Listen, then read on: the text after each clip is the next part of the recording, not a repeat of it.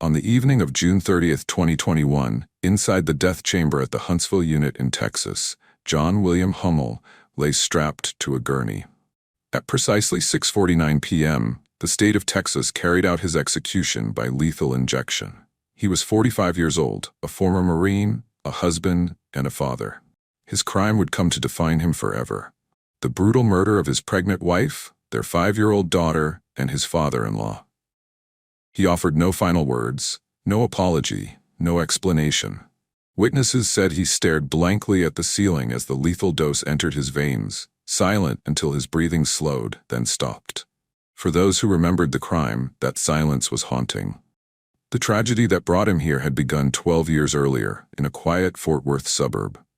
To neighbors, Hummel was the picture of stability, a hard-working store clerk, a family man, a veteran. But beneath that image was a growing bitterness, a secret affair, and a plan to start over with another woman. On a cold December night in 2009, that plan turned deadly. Hummel beat his pregnant wife Joy to death with a baseball bat, stabbed his little daughter Jody, and attacked his father-in-law Clyde Bedford when he tried to intervene. Then, to erase it all, he set his home on fire and fled. When the flames were extinguished, firefighters found the charred remains of 3 generations, one family destroyed. Hummel told police he'd snapped. Prosecutors said it was far more calculated, a deliberate act of betrayal by a man who wanted to live another life. The jury agreed. His conviction and death sentence followed swiftly, upheld through years of appeals and last-minute stays. By the time the execution date arrived, the case had drawn little attention. No protests, no petitions, just the quiet closing of a chapter that began in smoke and blood. To understand how a husband and father could become the architect of his family's annihilation, how love turned into violence and guilt into indifference, and how the fire that consumed one home revealed the darkest corners of a man's soul, we have to go back. Back to December 17, 2009. Back to a small house in Kennedale, Texas. Back to the night the flames exposed the truth. If you're drawn to stories of justice, betrayal, and the people who reach a point of no return, make sure to subscribe to No Way Out. This is where true crime meets truth. Real cases, real consequences. The darkest corners of human decision, broken down into tiny pieces, so you can see every detail and make your own conclusions better. John William Hummel was born in Texas in the mid-1960s. His childhood was marked by feelings of inadequacy and isolation. From an early age, John struggled with the sense that he was unloved by his family. These feelings would shape his entire life. School proved difficult for John. He had a learning disability that made academics challenging. While other children progressed easily through their lessons, John fell behind. His classmates noticed his struggles. They made him the target of ridicule and bullying. The mockery cut deep, creating wounds that never fully healed. John's learning disability went largely unaddressed during his formative years. In the 1970s and early 1980s, many schools lacked proper resources for children with learning differences. John was left to navigate his difficulties alone. The constant academic failures reinforced his belief that something was fundamentally wrong with him. As a teenager, John watched his peers form relationships and plan their futures. He felt increasingly disconnected from those around him. The emotional distance between John and his family grew wider. He craved connection and acceptance, but struggled to achieve either. Despite his challenges, John harbored dreams of proving himself. He wanted to show his family and community that he could succeed. The military seemed to offer that opportunity. Joining the Marines could provide structure, purpose, and a chance to reinvent himself. In the early 1980s, John enlisted in the United States Marine Corps. He was in his late teens, hoping that military service would transform him into someone worthy of respect. The Marines promised to make him into a different person. For John, this represented a fresh start and an escape from the pain of his youth. His decision to join the military was driven by multiple factors. He wanted to serve his country, but he also needed to prove his worth to himself and others. The Marines offered the structure that had been missing from his life.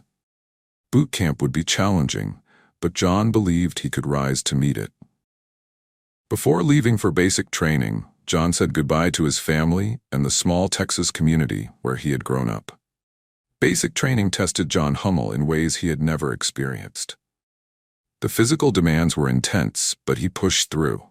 For the first time in his life, he was succeeding at something difficult. The structure of military life suited him. He had clear expectations and defined goals. After completing boot camp, John was assigned to work as an intelligence specialist. This role required security clearance and involved classified operations. John served in this capacity for over 3 years. The work was often stressful and demanding. Intelligence specialists dealt with sensitive information that could impact national security. John's service record showed he was an average Marine. He fulfilled his duties competently, but did not stand out as exceptional. His superiors noted that he required counseling on a few occasions. He had visited strip clubs while off duty, which violated certain military standards. He received a reprimand for smoking marijuana once. There was also an incident where John left his base for approximately 20 hours without proper authorization. This absence went into his record. He struggled with maintaining proper physical fitness standards. The Marine Corps has strict requirements for weight and fitness tests. John failed to meet these standards at times, which resulted in additional counseling. Despite these issues, John was never involved in any violent incidents during his service. His disciplinary problems were relatively minor compared to what could result in dishonorable discharge. He completed his enlistment and received an honorable discharge from the Marine Corps. After his discharge, John returned to civilian life in Texas. He was in his mid-20s and needed to build a new life outside the military. John Hummel's return to civilian life brought new challenges. The skills he had developed as an intelligence specialist did not easily translate to the job market. He found work in security, a common field for veterans, but the pay was modest and the work unfulfilling. He met Joy Kazia, a massage therapist who was outgoing and well-liked in the community. Joy brought energy and warmth into John's life. They began dating and eventually married. For a time, John felt he had found the stability he had always wanted. Joy was pregnant soon after their marriage, and they welcomed a daughter named Jody. Joy's father, Clyde Bedford, known to friends and family as Eddie, came to live with them. Eddie was 57 years old and used a wheelchair due to a disability. The family of 4 shared a home in Kennedale, a suburb of Fort Worth, Texas. From the outside, they appeared to be a typical American family, building their life together. But problems developed beneath the surface. John struggled with employment. He worked various security jobs but could not seem to advance in his career. His weight became an issue again, as it had during his military service. Joy and her father Eddie frequently criticized John about his weight and his inability to find better employment. The constant criticism wore on John. He felt the familiar feelings of inadequacy returning. Despite having a wife and child, he experienced the same sense of not being good enough that had plagued him throughout his life. The criticisms from Joy and Eddie reminded him of the mockery he had endured in school. John's learning disability continued to affect him in subtle ways. He had difficulty with written expression, though his intelligence was average to above average. This made certain types of work challenging for him. He felt trapped in low-paying security positions while watching others advance in their careers. Financial stress added to the household tension. Raising a child and supporting Eddie required money the family often did not have. Arguments became more frequent. John felt that no matter what he did, it was never enough for Joy or her father. The criticisms increased in frequency and intensity. By 2009, Joy was pregnant with their second child. DNA testing would later confirm the baby was a girl. John was in his mid-30s and working overnight shifts as a security guard at a hospital. The hours were difficult, and the work was monotonous. He would leave for work while his family slept and return home in the early morning hours. The marriage was deteriorating. John and Joy no longer connected the way they once had. John felt increasingly isolated within his own home. He craved validation and affection, but received criticism instead. These feelings of rejection activated deep-seated issues from his childhood and military experiences. Mental health resources that might have helped John were not readily available or utilized. He dealt with his feelings of inadequacy, anger, and frustration largely on his own. The family home, which should have been a place of comfort, had become a source of constant stress and emotional pain. While John struggled with these internal battles, the woman at the center of his life was navigating her own challenges. Joy Hummel was working to hold the family together, unaware of the depth of her husband's psychological crisis. Joy Keziah Hummel was 34 years old in December 2009. She had built a career as a massage therapist in the Fort Worth area. Her clients knew her as professional and skilled at her work. Joy had a warm personality that drew people to her. Those who knew Joy described her as outgoing and bubbly. She had an energy that brightened rooms when she entered them. Joy maintained friendships in the community and was well regarded by those who knew her. She took pride in her work and in being a mother to 5-year-old Jody. Joy had grown up in the Kennedale area. The house where she lived with John and Jody had been in her family for years. Her father, Clyde Bedford, had been born and raised in that same home. It held generations of family memories. When Eddie needed assistance due to his disability, Joy welcomed him to live with them. Family was important to her. Being pregnant with her second child brought Joy both excitement and concern. Another baby would add to the family's financial pressures, but Joy looked forward to giving Jody a sibling. She was in her second trimester and had learned through DNA testing that she was expecting another daughter. Joy's relationship with John had changed over the years of their marriage. The connection they once shared had weakened. She found herself frustrated with John's inability to advance in his career and his struggles with weight management. Joy expressed these frustrations openly, not realizing how deeply her words affected him. As a massage therapist, Joy understood the body's physical stresses, but she may not have fully grasped the psychological struggles John faced. The criticism she and her father directed at John seemed to her like reasonable concerns about his health and their financial situation. She did not see how these comments compounded John's feelings of inadequacy. Joy was devoted to her daughter Jody. She worked to provide for her family while maintaining their household. Balancing work, pregnancy, caring for her disabled father, and managing a struggling marriage required constant effort. Joy handled these responsibilities while trying to keep the family functioning. In December 2009, Joy was preparing for Christmas and looking ahead to the new year. She had plans for her growing family. Her massage therapy practice was stable, providing some financial security even as John's income remained limited. Joy could not have known that her husband's internal struggles were reaching a critical point. Joy's final days were spent in the routines of daily life.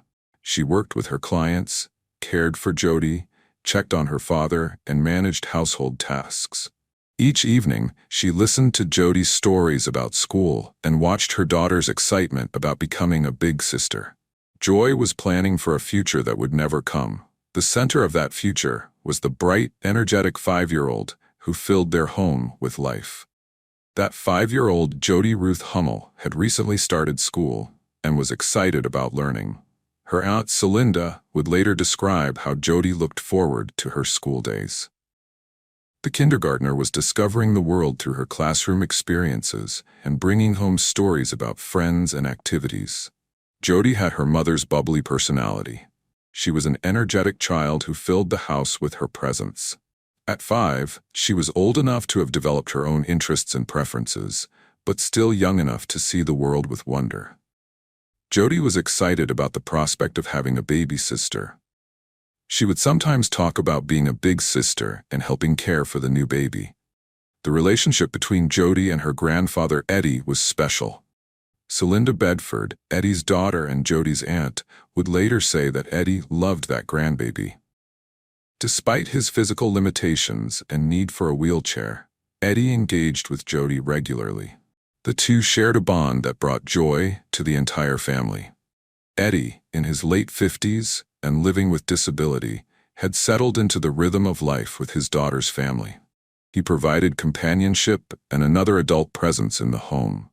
His wheelchair limited his mobility, but not his engagement with family life. Neither Jody nor Eddie could have anticipated what was building in John Hummel's mind.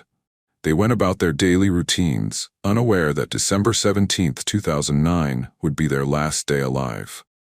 By late 2009, the Hummel household was under severe strain. John's overnight security work meant he slept during the day and worked while his family slept.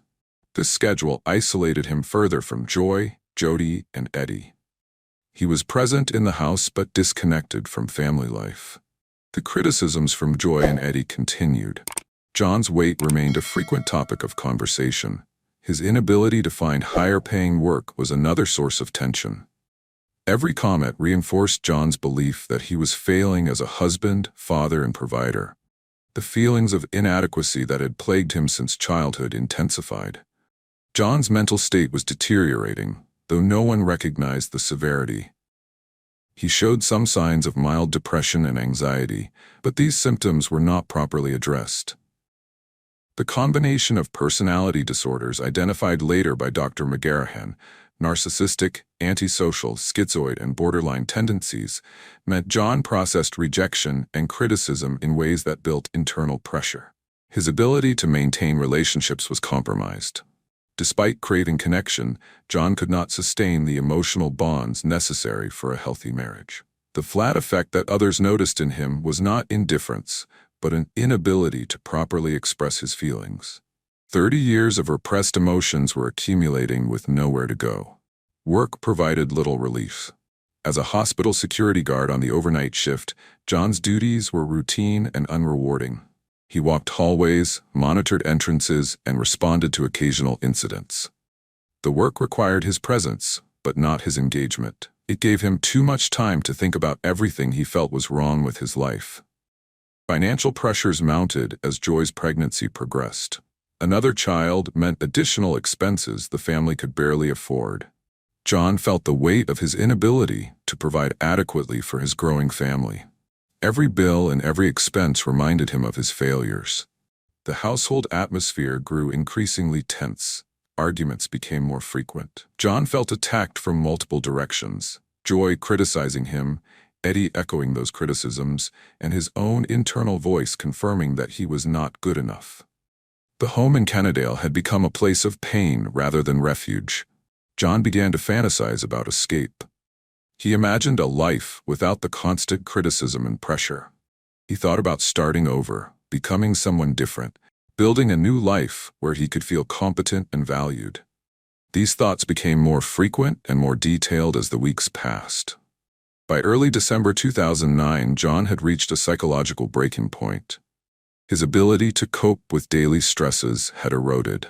The criticisms that he might once have tolerated now felt unbearable. Something in John's mental state was shifting, moving him toward thoughts he had never seriously entertained before. On his drive to work each night, John Hummel stopped at a convenience store. The stop became part of his routine. He would buy coffee or a snack before continuing to the hospital for his overnight shift. The store was staffed by various clerks, but one caught his attention. Christy Fries worked as a clerk at the convenience store.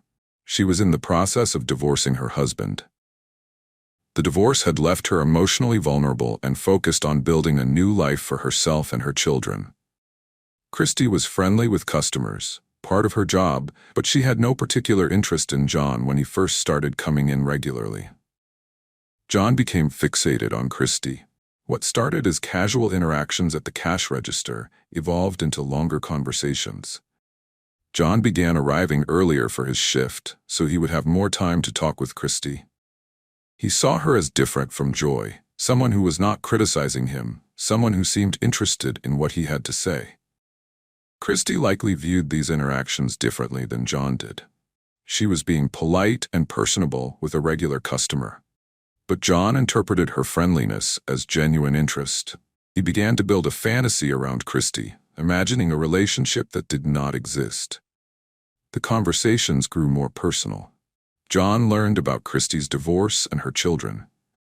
He shared some of his own frustrations, though not the full extent of his problems at home. Christy became a focal point for John's desires to escape his current life. Approximately 1 week before December 17th, John and Christy had sexual relations. This encounter was brief and likely meant different things to each of them. For Christy, it may have been a momentary lapse during a difficult time in her life. For John, it represented validation and connection he had been desperately seeking. After their encounter, John told Christy that Joy was pregnant. This information changed everything for Christy. She realized that any involvement with John was a mistake. Christy had her own children to think about and no interest in being entangled with a married man whose wife was expecting a baby. Christy ordered John to stop calling her and stop sending text messages. She made clear that whatever had happened between them was over. She did not want to see him or hear from him again. The rejection was absolute and final. For John, this rejection compounded all the other rejections he had experienced throughout his life. Christy had briefly represented an escape, a possibility of a different life, and now even that was gone. The fantasy he had constructed collapsed, leaving him more desperate than before. On the evening of December 17th, John went to Christy's house. He brought books with him and read bedtime stories to her children. This visit was unexpected and likely unwelcome from Christy's perspective, but John seemed determined to maintain some connection. He wanted to show that he could be good with children, that he could be the kind of person Christy might want in her life. Christy's rejection had not changed, but John acted as though it had not happened. He performed this act of reading to her children as if it might change her mind. When he finished, he left Christy's house and drove home to Kennedale. It was approximately 11 o'clock at night when John arrived at his family's house. Joy, Jody, and Eddie were home. The house was quiet. John stood in the kitchen, and in his hand was a knife. What happened next would become the focus of intense legal scrutiny, but John's own later statements would provide the basic facts. He stood in that kitchen for approximately 30 minutes, holding the knife, contemplating what he was about to do. Will shock everyone that hears about the case. However, the night of December 17, 2009, was not the first time John Hummel had considered killing his family. 2 weeks earlier, in early December, he had made a deliberate attempt on their lives. This fact would emerge during the trial and become crucial evidence of premeditation and planning. John went to a store and purchased rat poison. This required him to make a conscious decision: drive to the store, select the product, pay for it, and bring it home. He hid the poison somewhere in the house where Joy would not find it. He waited for the right moment to use it. That moment came when Joy announced she was making spaghetti for dinner. The family often ate together when John was home between his overnight shifts. Spaghetti was a common meal, nothing that would raise suspicion. John saw this as his opportunity. Rat poison typically contains anticoagulant compounds like warfarin or brodifacoum. These chemicals prevent blood from clotting properly. When consumed in sufficient quantities, they cause internal bleeding throughout the body. The victim bleeds internally from multiple organs. Death can take hours or days, during which the person experiences weakness, bleeding from the nose or gums, and eventually organ failure. John's plan was to poison all 3 family members at once. If Joy, Jody, and Eddie all became sick simultaneously after eating dinner, it would appear to be food contamination or illness rather than murder. John could call for help, express concern, and act as the worried husband and son-in-law. By the time doctors understood what was wrong, it might be too late to save them. While Joy was cooking, John added the rat poison to the spaghetti. He mixed it into the sauce or sprinkled it over the pasta. He believed the strong flavor of tomato sauce and seasonings would mask any taste from the poison. The family would eat their dinner without noticing anything wrong until it was too late. But John had not anticipated what happened next. The poison reacted with the food in an unexpected way. The spaghetti turned bright green. The discoloration was impossible to miss. The entire dish had an unnatural chemical color that made it clear something was very wrong. Joy noticed the green color immediately when she looked at the prepared meal. She called out to the family that something was wrong with the dinner. They assumed the food had gone bad. Perhaps the tomato sauce was expired or something in the ingredients had spoiled. Joy threw the entire meal away. She was frustrated at the wasted food and the time spent cooking. The family would need to eat something else for dinner that evening. No one suspected poison. The idea that someone had deliberately contaminated their food would not have occurred to them. In their minds, this was a cooking mishap or bad ingredients. They disposed of the green spaghetti and moved on with their evening. Joy, Eddie, and Jody had just escaped death without knowing it. If they had eaten that meal, they would have consumed enough poison to cause serious harm or death. Jody, weighing only about 40 pounds as a 5-year-old, would have been especially vulnerable. The poison would have affected her small body quickly and severely. John watched this unfold in silence. His plan had failed because of an unexpected chemical reaction. The poison had revealed itself through the color change. His family was safe, but only by accident. John said nothing about what he had done. Over the next 2 weeks, John had to live with what he had attempted. He sat across from Joy at meals, knowing he had tried to poison her food. He watched Jody play and go to school, knowing he had tried to kill his own daughter. He interacted with Eddie, knowing he had attempted to murder his father-in-law. During those 2 weeks, John had many opportunities to change course. He could have recognized that trying to kill his family was wrong and sought help. Instead, John spent those 2 weeks thinking about why the poison attempt had failed and how he could succeed next time. The failure did not deter him from his goal. It only taught him that poison was unreliable. He needed a more direct method that would not depend on chemicals behaving as expected. John's mind was focused on escape from his marriage and family. The rejection from Christy Freeze had not happened yet, but John was already planning to free himself from his obligations. He saw his family as obstacles preventing him from having the life he wanted.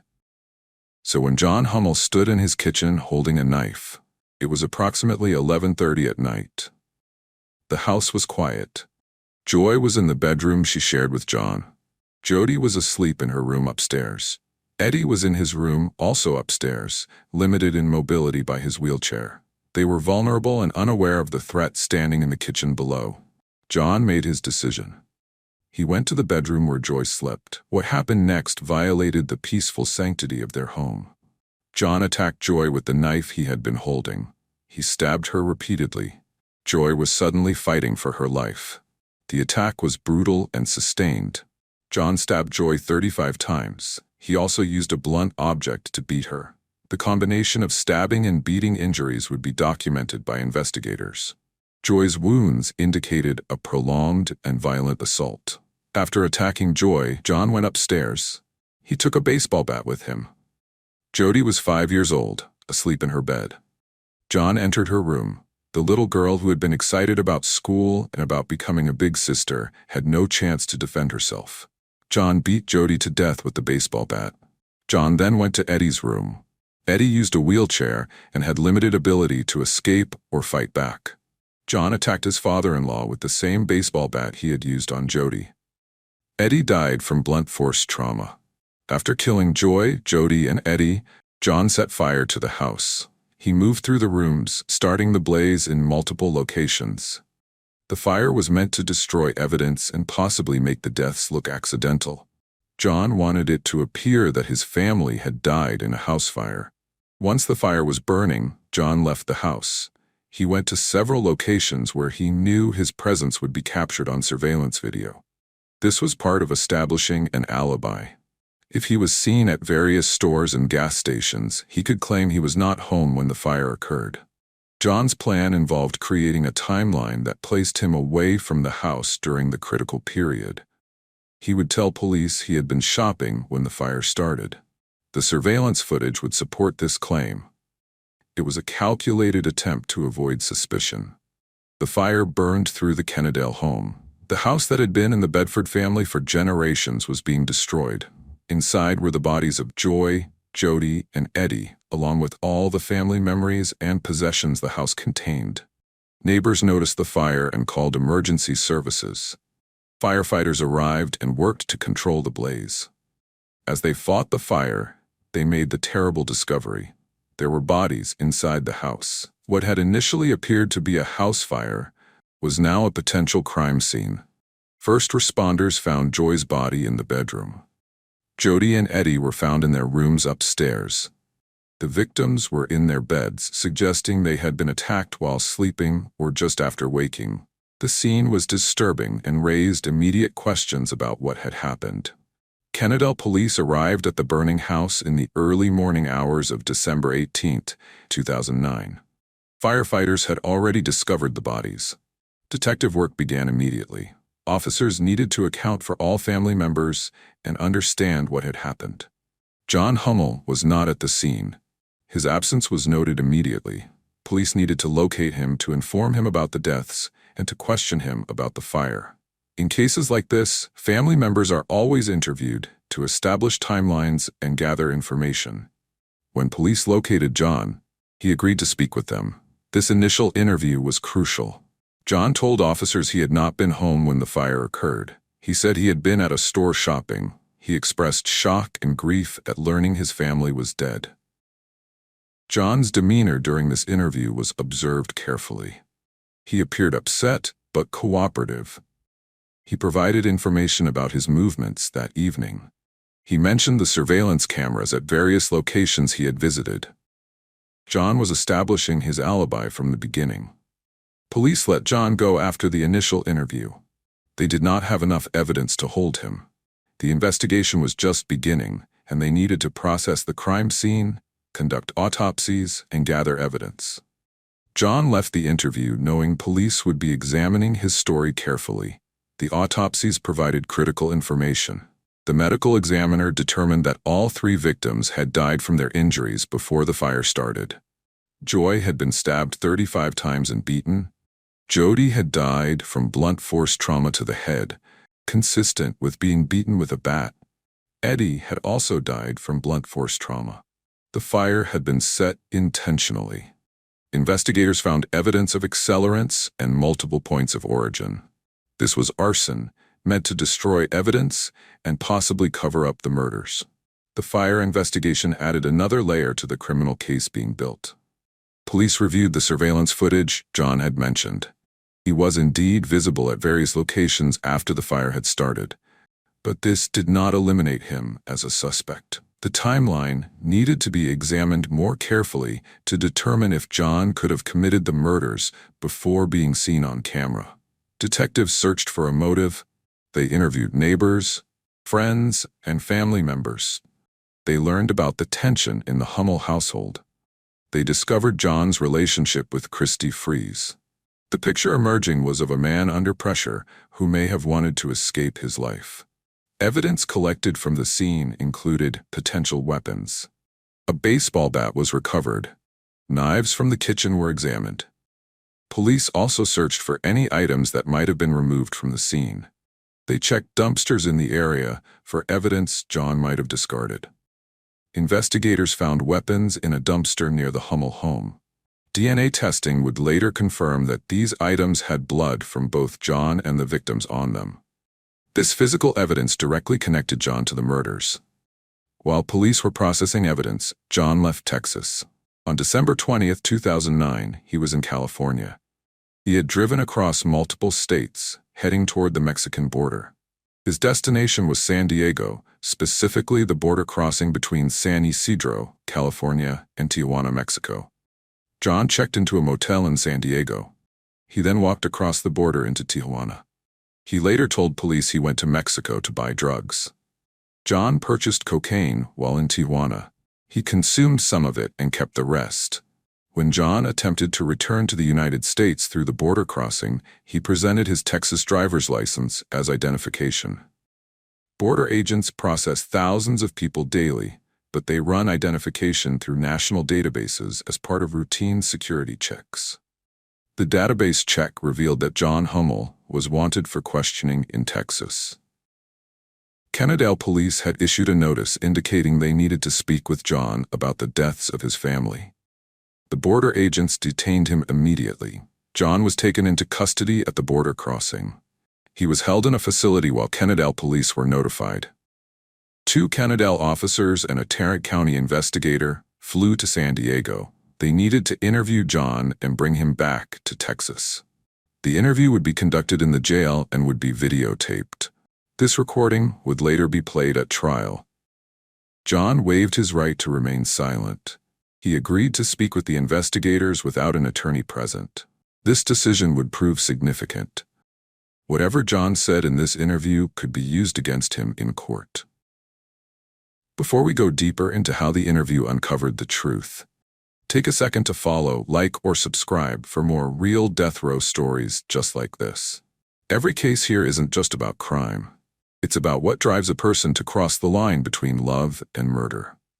Stay with me, because what Hummel did next, and how he tried to erase it all, will leave you speechless. The interview began with John's opening statement. He said directly, "I killed my family and set the house on fire." This confession came immediately, without officers having to pressure or cajole him. John took responsibility for the murders from the start of the conversation. Over the next 2 hours, John provided details about what he had done. He described standing in the kitchen with the knife, contemplating the murders for 30 minutes. He explained how he had attacked Joy first, stabbing and beating her. He told them he had gone upstairs with a baseball bat and killed Jody and Eddie. John described setting the fire after the killings.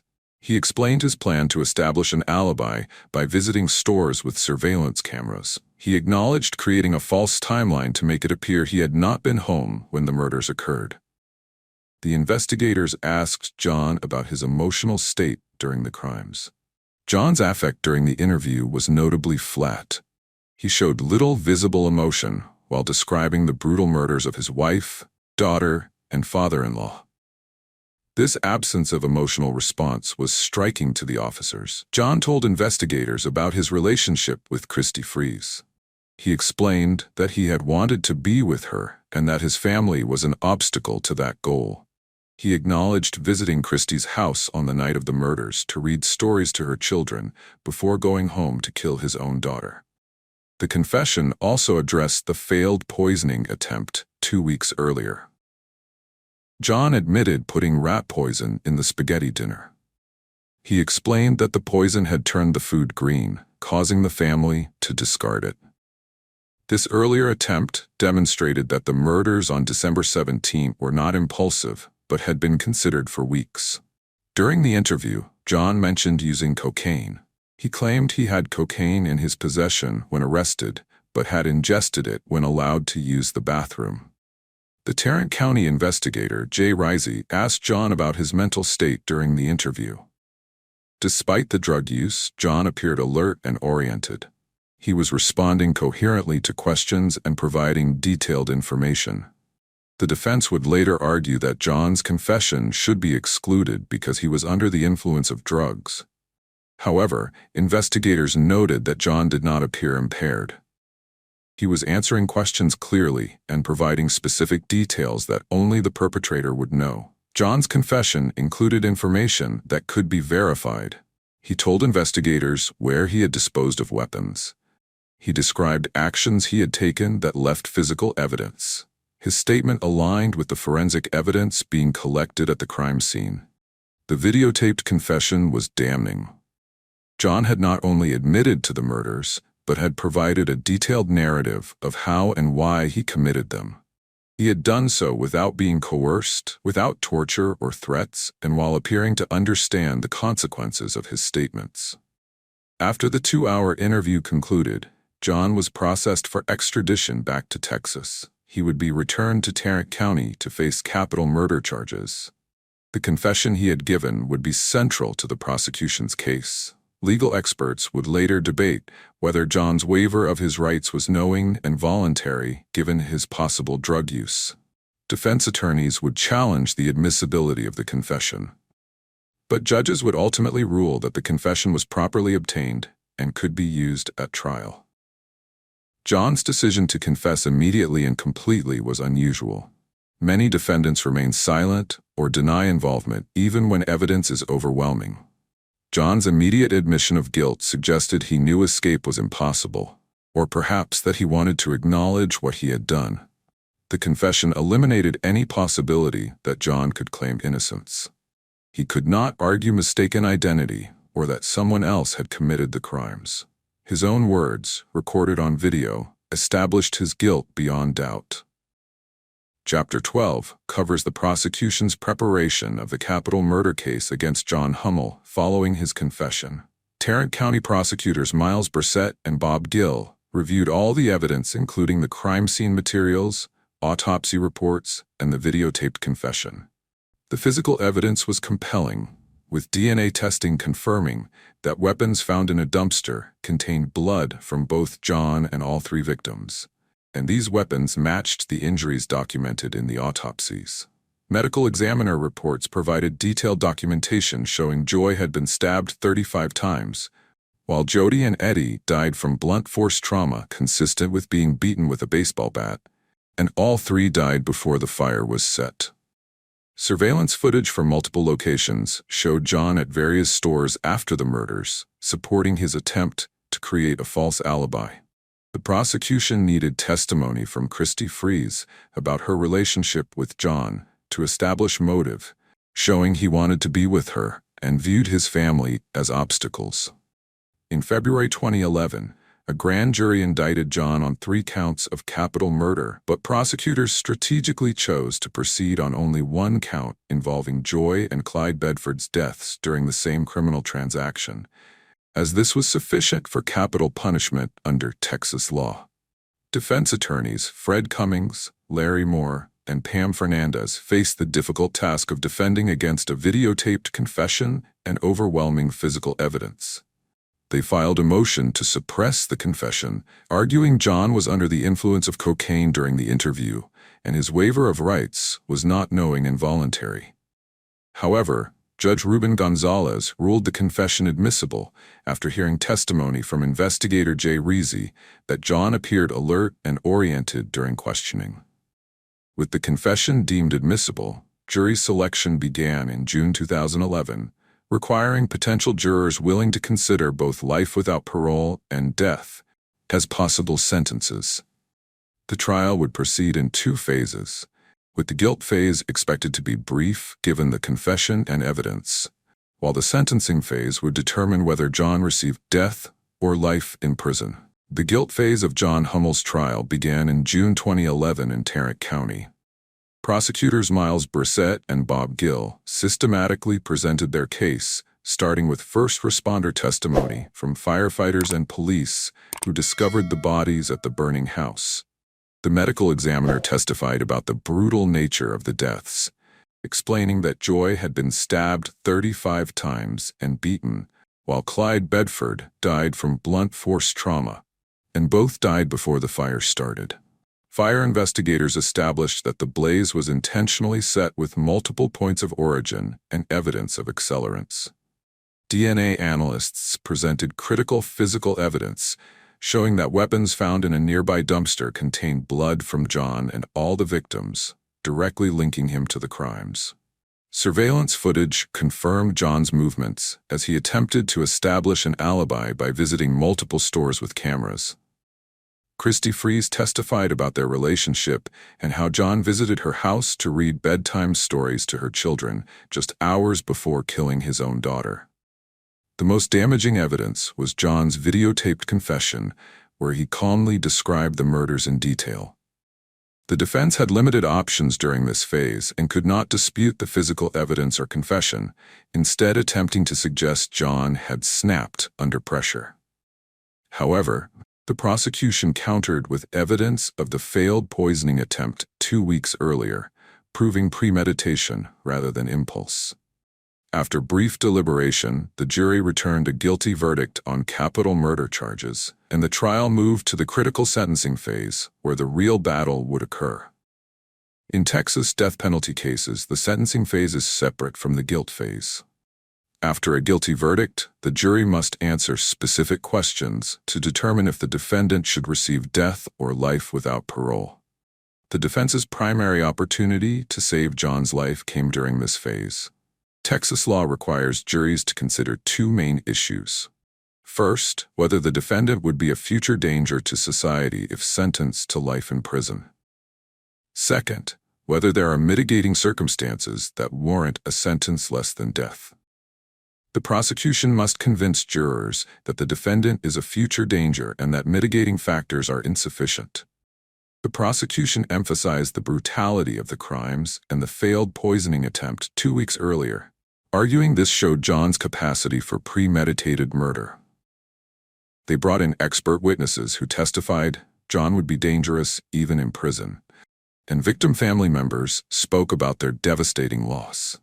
Defense attorney Larry Moore called psychologist Dr. Antoinette Rose McGarrahan, who had conducted an extensive 11-hour evaluation of John. She testified that John suffered from multiple personality disorders, including narcissistic, antisocial, schizoid, and borderline tendencies, and that he had difficulty expressing emotions and maintaining relationships. She explained the murders occurred during what she called a flood of emotional rage after 30 years of repressed emotions. However, Moore critically failed to present evidence about John's military service and its potential psychological impact on him, and he did not call jailers who could testify about John's good behavior while incarcerated. The jury deliberated for approximately 3 hours. They answered yes to the question of future dangerousness. They believed John would be dangerous even in prison. They found that mitigating circumstances did not warrant a sentence less than death. The jury sentenced John Hummel to death. Judge Ruben Gonzalez formally imposed the sentence. John would be transferred to death row at the Polunsky unit in Texas to await execution. Karen Sanders, Joy's mother, spoke after the verdict. She expressed satisfaction that justice had been served and said she looked forward to the day John Hummel stopped breathing. The trial was over, but the legal process was just beginning. John Hummel was transferred to the Polunsky unit near Livingston, Texas. This facility houses Texas's male death row inmates. He was processed and assigned to a cell where he would spend 23 hours per day. 1 hour was allowed for recreation in a small, outdoor cage. Life on death row is isolating and monotonous. Inmates are separated from the general prison population. Contact with other prisoners is limited. Visits from family and lawyers occur through glass partitions using phones. Every aspect of life is controlled and restricted. John's behavior on death row was notably different from what prosecutors had predicted at trial. He had no violent incidents. He did not assault guards or other inmates. He filed minimal grievances, and those he did file were for basic things like requesting heat and blankets. Records from the Texas Department of Criminal Justice show John had no use of force incidents. He had no disciplinary write-ups. He participated in available programs and maintained correspondence with people outside the prison. His behavior contradicted the jury's finding of future dangerousness. The appeals process began immediately after sentencing.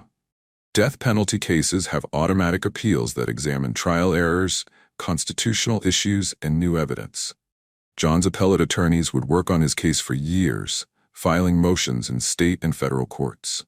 His first appeal to the Texas Court of Criminal Appeals argued that trial attorney Larry Moore provided ineffective assistance by failing to present adequate evidence about John's military service and mental health issues. The court affirmed his conviction in November 2013, finding that additional witnesses would have provided only cumulative evidence. The U.S. Supreme Court declined to hear the case in 2014. John then filed state habeas corpus petitions, which were denied by Texas courts in February 2016. His federal habeas petition was denied by the district court in January 2018, and the Fifth Circuit Court of Appeals refused to grant a certificate of appealability later that year. The Supreme Court again declined to hear his case in 2019. Throughout this lengthy process spanning 8 years, John maintained correspondence with death penalty opponents, including members of the community of Sant'Egidio. In November 2019, after exhausting his direct appeals and initial habeas proceedings, the trial court finally set his execution date for March 18, 2020. As John Hummel's execution date approached, his appellate attorney, Michael Malla, identified a significant issue.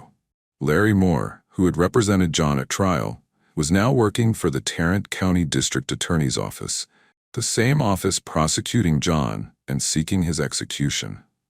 Moore had joined the DA's office after John's trial concluded.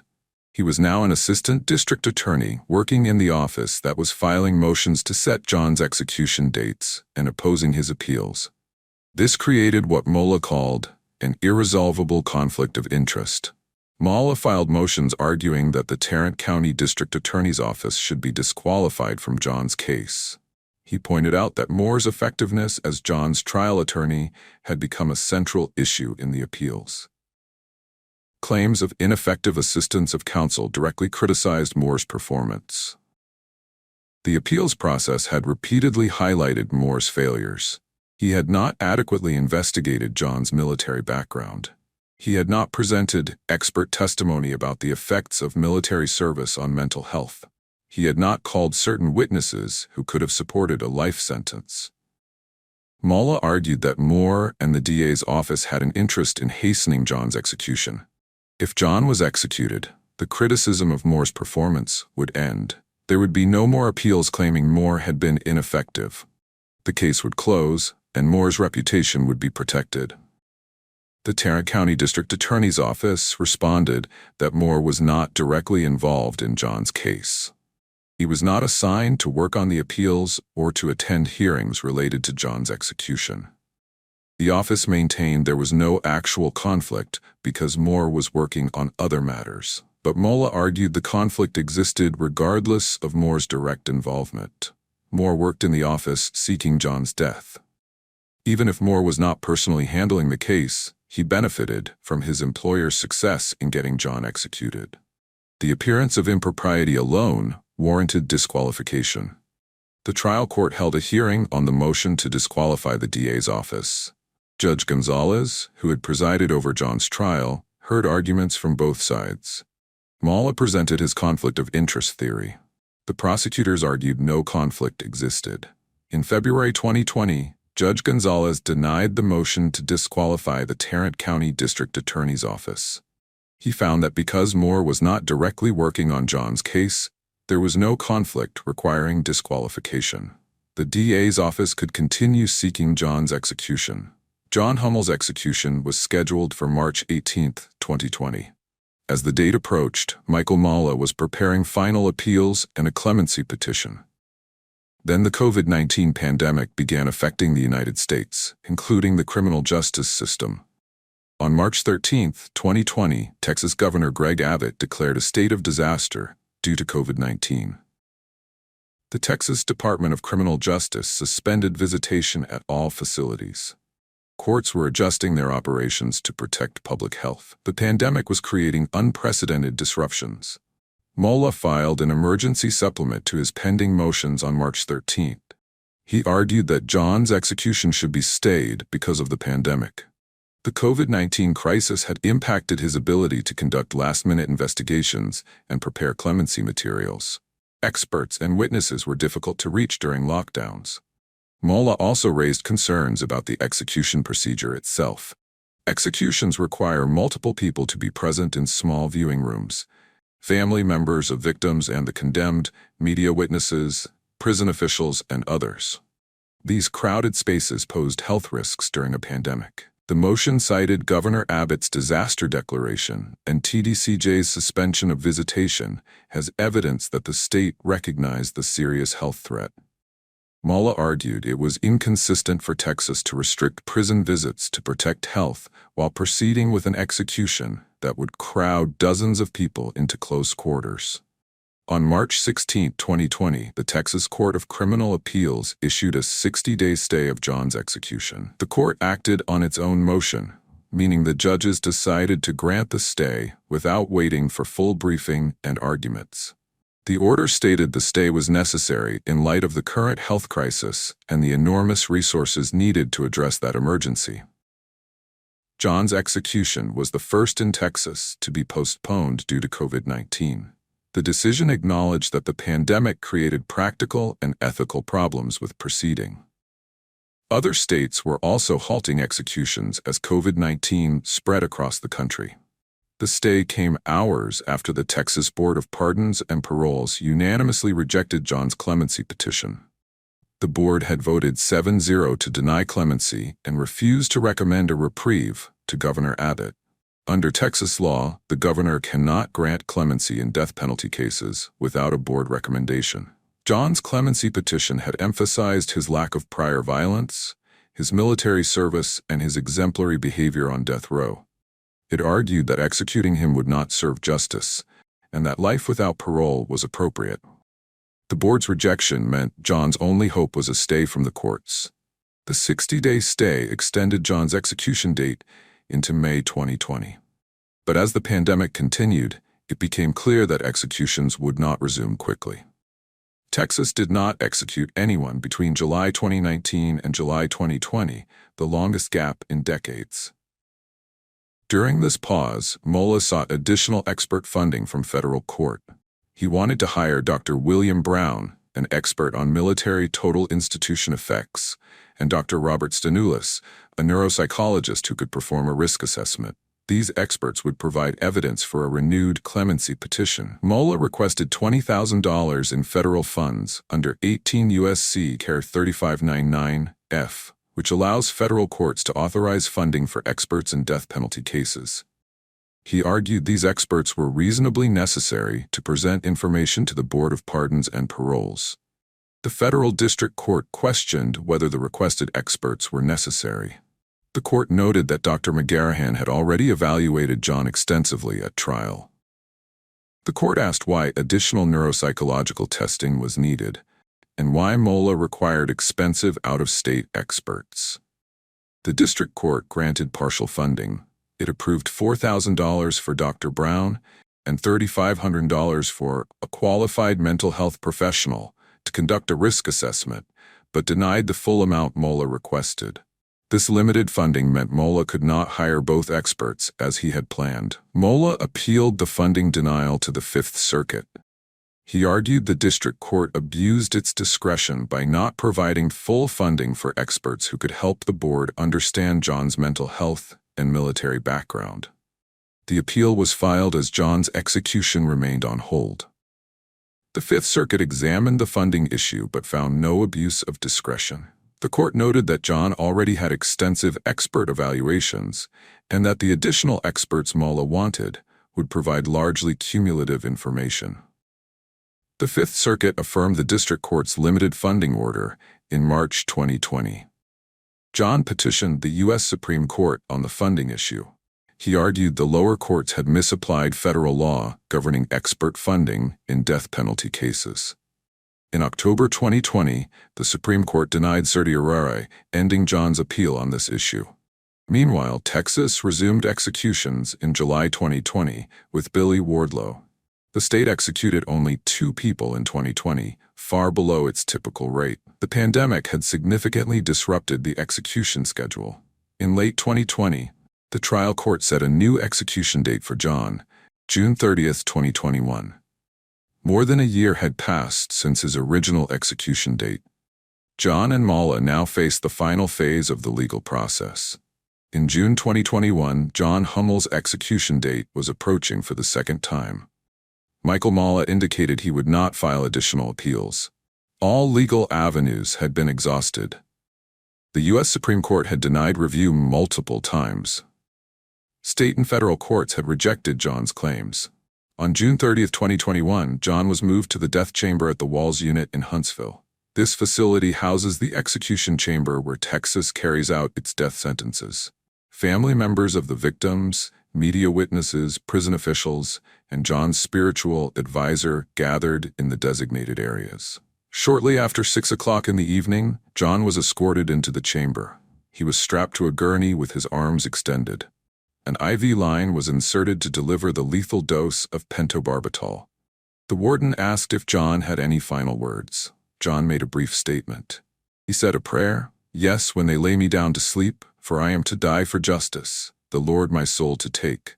I'll be with Jesus when I wake." He then said, "I truly regret killing my family. I am thankful for all the thoughts and prayers for my family over the last few days. I love each and every one of you." The warden signaled for the injection to begin. Pentobarbital, a barbiturate, was administered through the IV line. John took approximately 6 breaths as the drug entered his system. He began snoring quietly. His breathing slowed and then stopped. His eyes did not fully close. After several minutes, a medical professional checked for vital signs. At 6:49 p.m., approximately 13 minutes after the injection began, John Hummel was pronounced dead. He was 45 years old. Cecil Bedford, brother of victim Clyde Bedford, witnessed the execution. He told reporters afterward, "It was too easy. It was like going to sleep." Cecil believed a more severe punishment would have been appropriate. He advocated for methods like hanging or firing squad, saying condemned prisoners should get what they deserve. Celinda Bedford, Clyde's daughter, also witnessed the execution. She spoke about her family's ongoing pain. She said Christmas and birthdays remained difficult without Joy, Jody, and Eddie. The execution did not provide closure. "We'll never know why," she said, expressing the family's lingering questions about what drove John to murder. Tarrant County District Attorney Sharon Wilson issued a statement after the execution. "The death penalty is, and should be, reserved for the worst crimes," she said. John Hummel's actions were unconscionable. Our thoughts and sympathy are with the family and friends of the victims. The case of John Hummel closed with his execution, but the questions it raised remain. How should the justice system address military veterans with mental health issues? What conflicts of interest are acceptable in death penalty cases? Can prison behavior demonstrate that a defendant is not the future danger a jury predicted? These questions extend beyond one case. They reflect ongoing debates about capital punishment in America. John Hummel's life ended on June 30th, 2021, but the legal and ethical issues his case raised continue to be discussed. The victims, Joy Keziah Hummel, Jody Ruth Hummel, and Clyde Eddie Bedford, are remembered by family and friends who carry their loss. The home where they lived and died is gone, but their memory persists in those who loved them and in the community they were part of. Another Texas execution fades into history, but the memory of a pregnant mother, a little girl clutching her blanket, and a grandfather who tried to protect them will never burn away. If stories like this remind you how fragile the line is between love and violence, don't just scroll past. Share this story. Follow for more true cases that expose the minds behind America's darkest crimes. And never forget the victims' names: Joy, Jody, and Clyde, silenced by one man's rage, remembered here so they're never lost to the ashes.